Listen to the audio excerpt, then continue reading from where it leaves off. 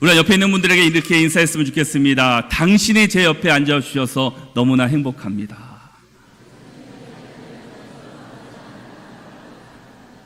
행복하시죠? 하나님께서는 성경을 통해서 여러 가지 비유의 말씀을 통해서 우리의 삶을 또한 바라보게 하십니다.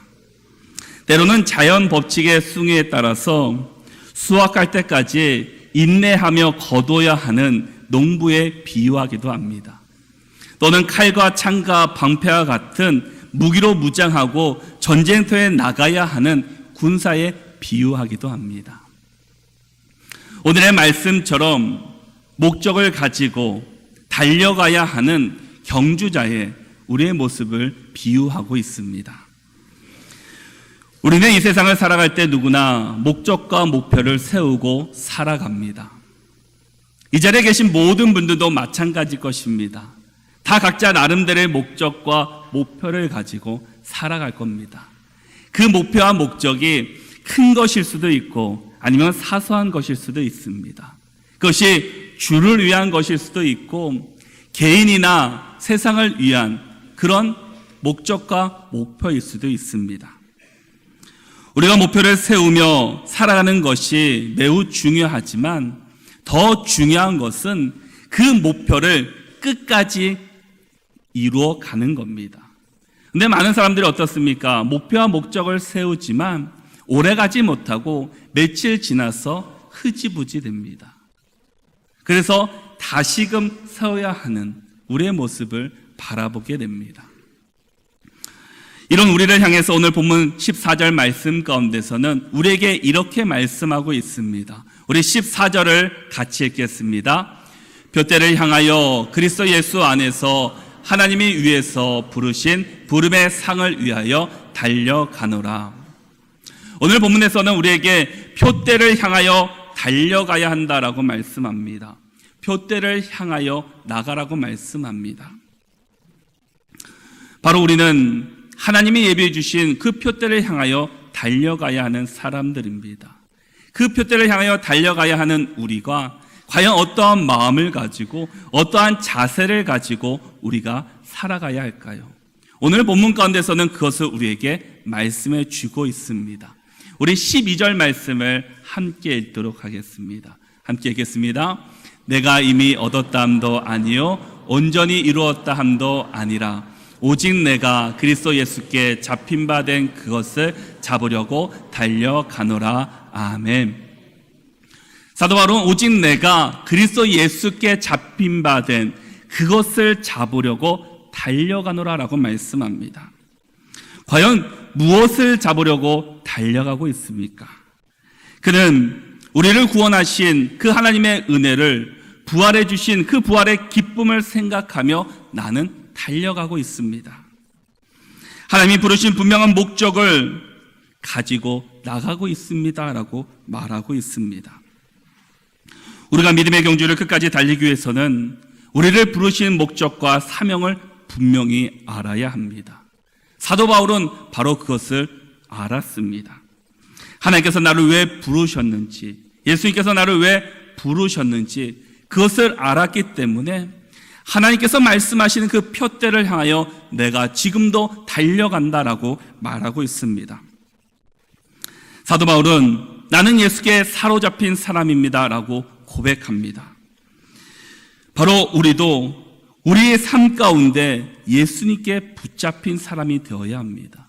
우리가 목적을 가지고 사명을 가지고 달려가기 위해서는 우리 또한 예수님께 붙잡힐 때 우리가 그 사명의 자리를 힘차게 달려갈 수 있고 끝까지 달려갈 수 있게 됩니다. 그러기에 분명한 사명이 있어야 합니다. 분명한 목적이 있어야 합니다. 나의 삶의 목표를 온전히 하나님께 맞추어 가야 합니다. 그럴 때 우리가 하나님 주신 사명을 감당할 수 있고 그 사명을 위해서 우리는 싸워 나갈 수 있습니다. 하나님께서 여러분에게 주신 사명은 무엇입니까? 여러분에게 주신 목적은 과연 무엇입니까? 그것을 위해 달려가고 계십니까? 그것을 바라보며 지금도 뛰어가고 있습니까? 하나님은 우리 한 사람 한 사람을 부르셨습니다. 붙잡아 주셨습니다. 우리 모두가 하나님께 붙잡혀 살기를 원하고 있습니다. 사도 바울이 죽을 고비를 수없이 넘기면서 복음을 전할 수 있었던 이유가 과연 무엇이겠습니까? 그는 예수님께 붙잡혔기 때문입니다. 그렇기 때문에 그가 죽을 고비를 수없이 넘기면서도 매를 맞으면서도 그것을 포기하지 않고 끝까지 달려갈 수 있었습니다. 만약에 사도 바울이 하나님의 목적의 사명이 아니라 자신의 개인적인 이익과 목적과 명예와 권력을 이루려고 전도의 사명을 감당했다면 1차 전도 여행하고 그 사명은 끝이 났을 겁니다. 2차, 3차 전도 여행은 우리가 듣지도 못했을 겁니다. 사도 바울이 그 힘든 가운데서도 할 수 있었던 것은 나를 부르신 하나님의 은혜가 있었기 때문에, 나를 부르신 하나님의 사명이 있었기 때문에 그는 그 놀라운 사명을 감당할 수 있게 되었다라는 겁니다. 사도 바울은 예수님이 누구신지를 분명히 알았습니다. 예수님이 어떠한 분이신지를 분명히 깨달았던 사람입니다. 오늘 보면 10절에서 12절 말씀 가운데 우리에게 그것을 말씀해 주고 있습니다. 우리 함께 10절에서 12절 말씀을 함께 읽겠습니다.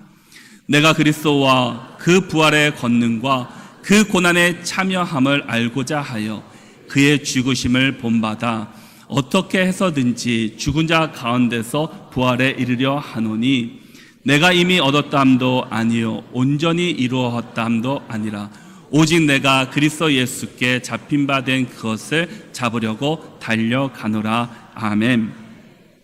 사도 바울은 내가 그리스도와 그 부활의 권능과 그 고난에 참여함을 알고자 그의 죽으심을 본받아 어떻게 해서든지 죽은 자 가운데서 그 부활에 이르려 하노라라고 말씀합니다.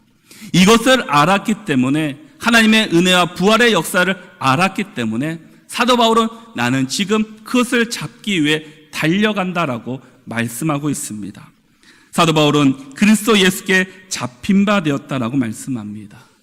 우리가 아는 것처럼 사도 바울은 예수님을 믿는 사람들을 핍박하고 잡아다가 옥에 가두는 일을 했던 사람입니다.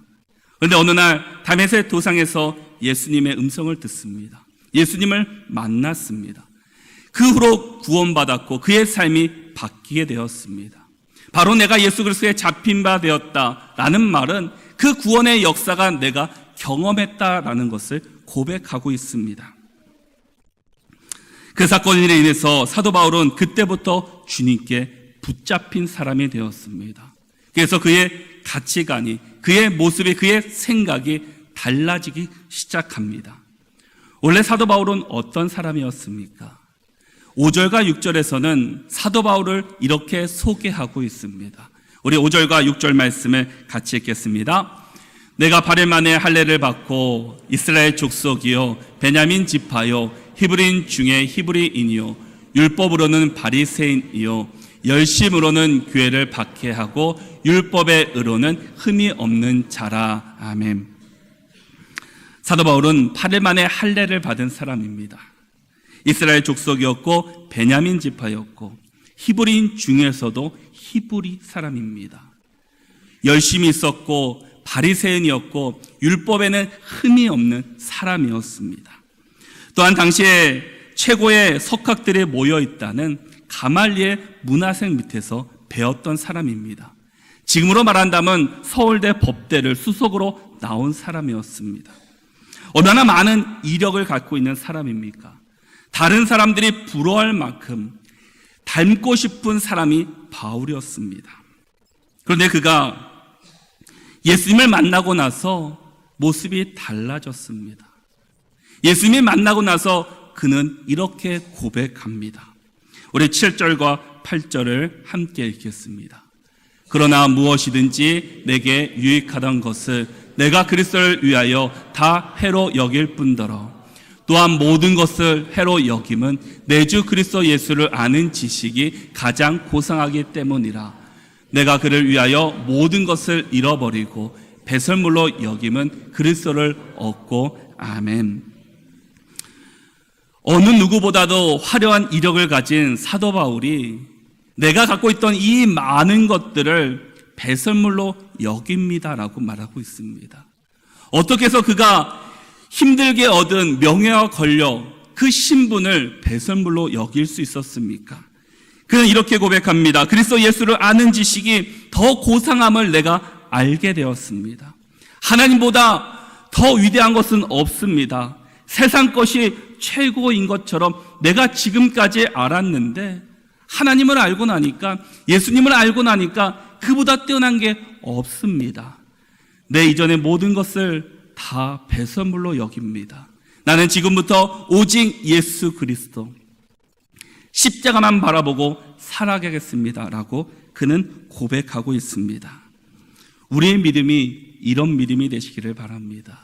내가 예수님을 믿고 있지만 내가 아직도 세상 것을 붙잡고 살고 있다면 그것을 과감히 떨쳐버리고 오직 예수 그리스도, 그 십자가의 은혜를 기억하며 우리가 살아가시기를 바랍니다.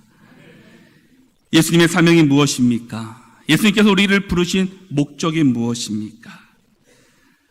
그 목적을 깨닫기를 바랍니다. 우리가 예수님을 믿는다고 해서 다 예수님의 사람은 아닙니다.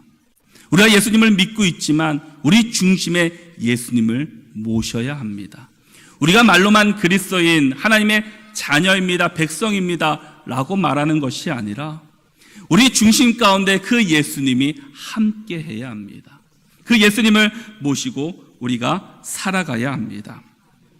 바로 예수님께서 우리를 부르신 분명한 목적과 사명을 알 때 우리는 하나님께서 예비해 주신 그 표대를 향하여 우리는 끝까지 달려갈 수 있게 됩니다. 우리 오직 예수 그리스도 십자가를 바라보며 끝까지 힘써 달려갈 수 있는 저와 여러분들이 다 되시기를 바랍니다. 우리 13절 말씀을 함께 읽겠습니다. 형제들아, 나는 아직 내가 잡은 줄로 여기지 아니하고 오직 한 일 즉 뒤에 있는 것은 잊어버리고 앞에 있는 것을 잡으려고. 아멘. 우리 모두가 신앙의 경주에서 끝까지 달려가기 위해서는 뒤의 것을 바라보지 말고 앞의 것을 바라보면서 달려가야 합니다.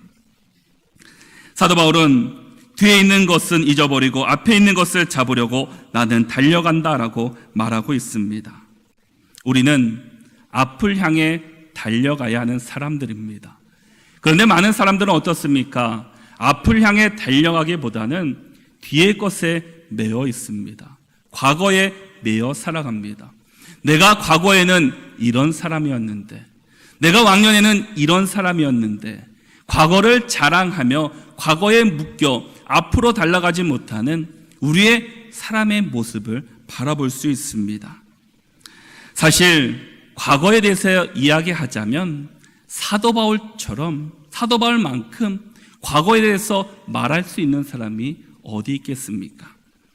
우리가 앞에서 본 말씀처럼 사도 바울은 8일 만에 할례를 받은 사람입니다. 베냐민 지파여 히브리인 중에서도 히브리인 사람입니다. 바리새인이었고 율법에는 흠이 없을 정도로 대단한 사람입니다. 모든 분야에서 완벽할 정도로 많은 사람들이 부러워할 만큼 그런 화려한 이력을 가지고 있는 사람입니다. 요즘 말한다면 금수저를 가지고 태어난 사람이 사도 바울이 아닌가 생각해 볼 수 있습니다. 그러면 이처럼 그에게 과거의 화려함만 있었습니까? 아닙니다. 그는 과거에 수없이 많은 믿는 사람들을 붙잡아서 옥에 가두었던 사람입니다. 단지 그리스도를 믿는다는 이유로 옥에 가두었던, 그 일을 했던 사람이 바로 바울이었습니다. 심지어는 신실한 일꾼이었던 그 집사 스데반 집사를 죽인 사람이 바로 바울입니다. 과거의 영광과 함께 과거의 부끄러운 과거를 가진 사람이 바로 바울이었습니다. 그러나 그는 지금 이렇게 고백하고 있습니다. 나는 과거에 매이지 않고 앞을 바라보며 달려가겠습니다. 앞을 향해 내가 달려가겠습니다 라고 고백하고 있습니다. 혹시 우리 가운데 이런 모습을 갖고 있는 분들이 계시지는 않으십니까? 과거의 영광으로 말미암아 과거에 매여 있는 분들, 과거의 실패와 아픔으로 인해서 앞을 향해 나가지 못하는 우리의 연약한 모습을 혹시 발견해 보지 않으십니까? 예수님은 어땠습니까? 예수님은 들에서 말씀을 전하시다가 먹을 것이 없어 줄인 사람들에게 배불리 먹이셨습니다. 병들어 아파 있는 사람들에게 다가가셔서 그들을 고쳐주셨습니다. 죽은 자를 살리셨습니다. 얼마나 큰 영광이 받을 수 있는 모습입니까? 그러나 예수님은 그렇게 하지 않으셨습니다. 또한 예수님을 조롱했던, 배신했던 많은 사람들이 있었습니다. 특히 베드로는 어떻습니까? 예수님을 3번이나 부인했습니다. 그러나 예수님은 베드로에게 찾아가서 이렇게 말씀합니다. 내가 나를 사랑하느냐? 내가 나를 사랑하느냐? 묻고 계십니다. 얼마든지 영광스러운 그 하나님 우편에서 보좌 가운데 살아갈 수 있었지만 예수님은 그렇지 않으시고 이 땅 가운데 오셔서 하나님의 일을 감당해 주셨습니다. 얼마든지 이 땅 가운데서도 많은 사람들을 모아서 영광 가운데 살아갈 수 있었지만 그렇게 하지 않으시고 십자가를 지셨습니다. 얼마든지 피하고 싶은 자리였습니다. 예수님도 그 십자가의 고난을 잘 알고 있었습니다. 예수님도 전날 밤 이렇게 기도합니다. 이 잔을 내게서 떠나게 하옵소서. 그러나 나의 원대로 하지 마시고 아버지의 원대로 하옵소서. 그 십자가의 고난이 없었다면, 십자가의 그 사건이 없었다면 우리는 이 자리에 있을 수 없었습니다. 구원받을 수 없었습니다. 그러나 예수님께서는 그 하나님의 사명이 있었기 때문에 하나님께서 보여주신 그 앞을 향해 달려갈 수 있는 그것이 있었기 때문에 그것을 감당하셨습니다. 하나님께서는 이스라엘 백성들을 애굽에서 출애굽하여 가나안 땅으로 인도하십니다. 약속의 땅 가나안, 하나님께서 예배해 주신 그 가나안 땅, 그 가나안 땅으로 가는 그 여정 가운데 이스라엘 백성들은 불평하고 불만합니다. 출애굽기 16장 3절에서 이렇게 말하고 있습니다. 이스라엘 자손이 그들에게 이르되 우리가 애굽 땅에서 고깃가마 곁에 앉아 있던 때와 떡을 배불리 먹던 때에 여호와의 손에 죽었더라면 좋았을 것을 너희가 이 광야로 우리를 인도해 내어 이 온 회중이 줄여 죽게 하는도다. 이스라엘 백성들, 하나님이 예비해 주신 가나안 땅, 얼마나 아름다운 땅입니까? 젖과 꿀이 흐르는 땅이라고 말씀하셨습니다. 그러나 그들은 그 땅을 바라보지 못하고 지금 내가 힘들고 배고프고 그 줄인 것에 안주하여서 내가 광야에서, 내가 애굽에서 그냥 고기 곁에 떡을 먹던 때 그냥 그때 죽었으면 되는데 왜 나를 이곳까지 인도해서 여기서 힘들게 합니까? 원망하고 있습니다. 미래를 보지 못하고 하나님께서 준비하신 그것을 바라보지 못하고 현실에 지금에 안주하다 보니까 하나님의 눈으로 그 땅을 바라보지 못합니다. 어찌 보면 우리의 모습이 이런 모습은 아닌가 생각해 보게 됩니다. 우리도 하나님이 예배해 주신 하나님의 나라, 그 표대가 있음에도 불구하고 내가 지금 이곳이, 이 세상이 좋아서 가질 것이 많아서 여기에 안주하며 하나님을 바라보지 못하고 표대를 향하여 나가지 못하는 우리의 모습은 아닌지 우리는 다시 한번 우리의 모습을 돌아보아야 할 것입니다. 지금의 내 모습은 인정하지 못하고 내가 왕년에는 이런 사람이었는데 과거의 영광에만 매어있지는 않으십니까? 아니면 반대로 과거의 실수와 연약함에 매어 주저앉고 있지는 않으십니까? 하나님께서는 우리에게 예비해 주신 하나님의 나라가 우리 각자에게 예비되어 있습니다. 그러기에 우리는 현실에 안주하며 과거에 매어 사는 인생이 아니라 그 표대를 향하여 힘써 달려가시기를 바랍니다.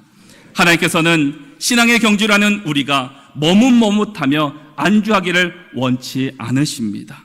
이전 것은 잊어버리고 앞을 향해 더 힘써 달려가라고 말씀해 주고 있습니다. 그리고 하나님이 행하실 새로운 일과 믿음을 가지고 그 믿음을 바라보며 달려가라고 우리에게 말씀하고 있습니다. 물론 뒤에 있는 모든 것을 다 잊어버려야 한다는 말은 아닙니다. 우리가 분명히 과거의 것 중에 기억해야 될 것이 있습니다. 그것은 바로 하나님이 지금까지 주신 은혜를 우리는 기억해야 합니다. 하나님께서 지금까지 우리를 인도해 주신 그 은혜를 우리는 기억해야 합니다. 그럴 때 우리가 다시 한번 일어설 수 있고 힘을 내서 달려갈 수 있게 됩니다. 인생을 살아가면서 늘 좋은 일만 있는 것은 아닙니다. 때로는 힘들 때도 있고 때로는 즐거울 때도 있습니다. 그런데 어떤 사람은 그 힘든 여정 가운데, 고난 가운데 넘어지고 쓰러지는 사람이 있습니다. 또한 어떤 사람은 그 고난 가운데 있지만 다시금 힘써 일어나서 달려가는 사람이 있습니다. 바로 우리 믿음의 사람들은 이 고난과 어려움을 만났을 때 우리가 좌절하고 넘어지고 쓰러져 있는 인생이 아니라 다시금 일어나서 힘써 달려가야 합니다. 그럴 때 바로 우리가 하나님이 주셨던 은혜, 하나님께서 우리에게 베푸셨던 그 역사하심, 인도하심을 우리가 다시금 기억하시기를 바랍니다. 때로는 힘들고 좌절하고 낙심되는 일이 만난다 할지라도 하나님을 기억하시기를 바랍니다. 하나님을 붙잡으시기를 바랍니다. 하나님을 만나고 하나님께 바라보며 우리가 힘써 달려갈 수 있는 우리 모두가 되시기를 바랍니다. 하나님께서는 우리가 과거에 매여 넘어지거나 낙심하기를 원치 않으십니다. 그래서 골로새서 3장 1절과 2절에서는 우리에게 이렇게 말씀해 주고 있습니다. 우리 골로새서 3장 1절과 2절을 함께 읽겠습니다. 그러므로 너희가 그리스도와 함께 다시 살리심을 받았으면 위의 것을 찾으라. 거기는 그리스도 예수께서 우리 하나님 우편에 앉아 계시느니라. 위의 것을 생각하고 땅의 것을 생각하지 말라. 아멘. 하나님께서는 저와 여러분들에게 땅의 것을 생각하지 말고 위의 것을 생각하며 살아가라고 말씀합니다. 바로 예수 그리스도께서 우리를 다시 살리신 그 부활의 은혜를 다시 한번, 부활의 기쁨을 생각하면서 땅의 것을 생각하지 말고 하늘을 생각하면서 위의 것을 붙잡고 살아가는 우리 모두가 되시기를 바랍니다. 우리 14절 말씀을 같이 읽겠습니다. 표대를 향하여 그리스도 예수 안에서 하나님이 위에서 부르신 부름의 상을 위하여 달려가노라. 아멘. 우리가 달려가기 위해서는 하나님께서 부르신 부름의 상을 기억해야 합니다. 혹시 한국을 대표하는 선수들이 훈련하는 선수촌이 텔레비에 나온 것을 본 적이 있으십니까? 그 선수들의 모습을 보면 너무나 많은, 우리가 감당하기 힘든 훈련하는 모습을 보게 됩니다. 여기 있는 선수들은 한국에서 1등뿐만 아니라 세계에서도 1등하는 선수들이 있습니다. 나이는 대부분 20살 대 선수들입니다. 얼마나 놀고 싶은 것들이 많겠습니까? 하고 싶은 일이 많이 있습니까? 그럼에도 불구하고 그들이 그 삶을 포기하고 왜 훈련에 매진합니까? 오직 하나였습니다. 바로 대회에 나가서, 올림픽에 나가서 금메달을 받는 겁니다. 최고의 상을 받기 위해서 그들은 끊임없이 훈련을 합니다. 어찌 보면 우리도 믿음의 경주에서 끊임없이 훈련을 해야 합니다. 믿음의 훈련이 있어야 합니다. 신앙의 훈련을 해야 합니다.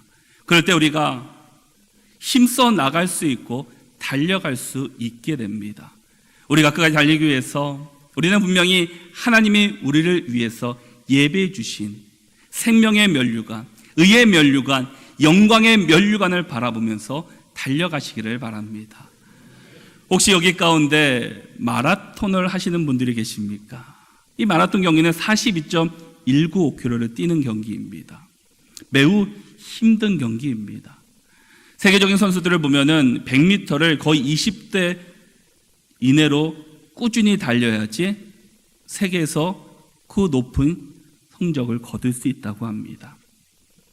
그런데 마라톤 하다 보면은 두 번의 가장 힘든 그들이 말하는 사점이라는 것이 있다고 합니다. 그 초반에 10km 그리고 후반부에 37km 지점이 바로 사점이라고 합니다. 그래서 많은 사람들이 그곳에서 포기한다고 합니다. 그런데 어떤 선수에게 이렇게 물었습니다. 그러면 당신은 어떻게 그 지점을 통과하십니까? 그랬더니 이렇게 대답을 했다고 합니다. 저는 그 지점을 지날 때마다, 힘들 때마다 먼저 가족을 생각합니다. 그리고 부모님을 생각합니다. 그리고 결승점을 1등으로 통과해서 가장 높은 곳에 자신이 서 있는 그 모습을 생각하면서 그것을 달려갑니다라고 이야기를 합니다. 많은 사람들이 우리의 신앙의 모습을, 신앙생활을 마라톤에 비교합니다. 우리의 신앙생활을 할 때도 때로는 힘든 때를 만날 때가 있습니다. 누구나 그 지점을 통과합니다. 그 지점을 통과할 때 과연 우리는 무엇을 생각해야겠습니까? 어떤 힘으로 그 지점을 통과하시렵니까? 우리는 바로 하나님께서 우리에게 예배해 주신 그 부름의 상을 위하여서 그 표대를 향하여 달려가기를 바랍니다. 그것을 바라보면서 그 지점을 통과하시기를 바랍니다. 그래서 우리 모두가 그 마지막 때에 그 의의 면류관, 생명의 면류관, 영광의 면류관을 다 받을 수 있는 저와 여러분들이 되시기를 바랍니다. 사도 바울은 마지막 유언으로 디모데후서 4장 7절과 8절에서 이렇게 말씀하고 있습니다. 바로 그는 내가 예수님을 믿기 전에는, 만나기 이전에는 모든 것을 배설물로 여기고 내가 주님만 바라보고 달려갔습니다. 내가 이렇게 달려갈 수 있었던 이유를 이렇게 고백하고 있습니다. 디모데후서 4장 7절과 8절의 말씀을 함께 읽어보겠습니다. 나는 선한 싸움을 싸우고 나의 달려갈 길을 마치고 믿음을 지켰으니 이제 후로는 나를 위하여 의의 면류관이 예비되었으므로 주 곧 의로우신 재판장이 그날에 내게 주실 것이며 내게만 아니라 주의 나타나심을 사모하는 모든 자에게 노니라. 아멘. 무엇을 바라보며 달려갑니까? 이제 후로는 나를 위하여 의의 면류관이 예비되었다. 그 나를 위하여 준비되었던 그 의의 면류관을 바라보며 나는 달려갑니다. 그러기에 내가 지금까지 쌓았던, 내가 과거의 그 영광을 다 버리고 내가 바로 주님을 붙잡고 나갈 수 있습니다 라고 그는 고백하고 있습니다. 사도 바울은 때로는 힘들고 어려울 때가 얼마나 많이 있었겠습니까? 그 또한 사람인지라 과거의 영광을 왜 생각하지 않았겠습니까? 그러나 그럼에도 불구하고 나갈 수 있었던 것은 바로 의의 면류관이 나에게 예비되었음을 확신히 알았기 때문이었습니다. 배가 앞으로 전진하기 위해서는 힘써 노를 저어야 합니다. 그런데 노를 젓지 않고 있으면 배는 어떻게 될까요? 가만히 머물러 있는 것이 아니라 뒤로 밀려가게 됩니다. 어찌 보면 우리의 신앙도 마찬가지입니다. 우리의 신앙도 가만히 있으면 나의 신앙이 지금처럼 유지되는 것 같지만 그러지 않고 뒤로 점점점 믿음이 약해집니다. 그래서 베드로전서 5장 8절에서는 우리에게 이렇게 말씀하고 있습니다. 근신하라 깨어라 너희 대적 마귀가 우는 사자같이 두루 다니며 삼킬 자를 찾나니. 마귀는 지금도 우리를 유혹하려고 삼키려고 찾고 있습니다. 마귀가 제일 싫어하는 것이 무엇입니까? 예수님께 힘써 나가는 것을 싫어합니다. 우리가 어떻게 해서든지 중간에 포기하기를 원하고 있습니다.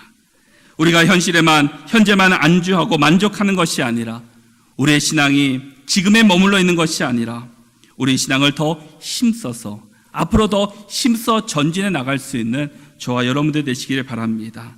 사도 바울이 죽을 고비를 수차례 넘기면서도 곳곳에서 다니며 복음을 전할 수 있었던 이유는 바로 그에게 예비되어 주신, 하나님이 그에게 주신 사명과 그 면류관이 예비되었음을 알았기 때문입니다. 우리도 앞으로 하나님께서 예비해 주신 그 면류관을 받기까지 몇 년을 더 뛰어야 하고 수고해야 될지 그것은 아무도 모릅니다. 그러나 우리는 중요한 것은 포기하지 말아야 합니다. 끝까지 달려가야 합니다. 우리가 힘써 달려갈 때 하나님께서 기뻐하시고 하나님께서는 우리를 만나 주십니다. 올림픽 선수 가운데 가장 큰 박수갈채를 받은 사람이 있었습니다. 1등을 해서 박수갈채를 받은 것이 아니라 꼴등을 했음에도 불구하고 그는 박수를 받았습니다. 올림픽 마지막 경기였던 마라톤을 하는 가운데 그가 달리다가 그만 15km 지점에서 그만 넘어졌습니다. 몸 곳곳에 부상을 입었습니다. 더 이상 뛸 수 없는 상황이 되었습니다. 그러나 그는 다시금 일어나서 뛰게 됩니다. 다른 사람들이 다 그를 앞서 지나갑니다. 모든 사람이 다 결승점에 통과했지만 그는 보이지 않았습니다. 시간이 한참 지났습니다. 처음 본 발치에서 한 사람이 뛰어오고 있었습니다. 바로 이 사람이었습니다. 몸에는 피가 범벅되었습니다. 곧 쓰러질 것만 같은 모습이었습니다. 그러나 그는 끝까지 달려 결승점을 통과했고 그곳에 쓰러졌습니다. 많은 기자들이 그에게 달려와서 이렇게 물었습니다. 어차피 꼴찌라는 것을 알았을 텐데 왜 끝까지 이렇게 힘들며 피 흘리며 달려오셨습니까? 그는 이렇게 대답합니다. 나의 조국은 나를 믿고 먼 이곳까지 나를 보냈습니다. 나는 조국의 금메달을 가지고 돌아가지는 못하지만 나의 조국의 불명예는 끼치지 않겠습니다. 우리는 어떻습니까? 우리 하나님께서는 모두가 1등하기를 원치는 않으십니다.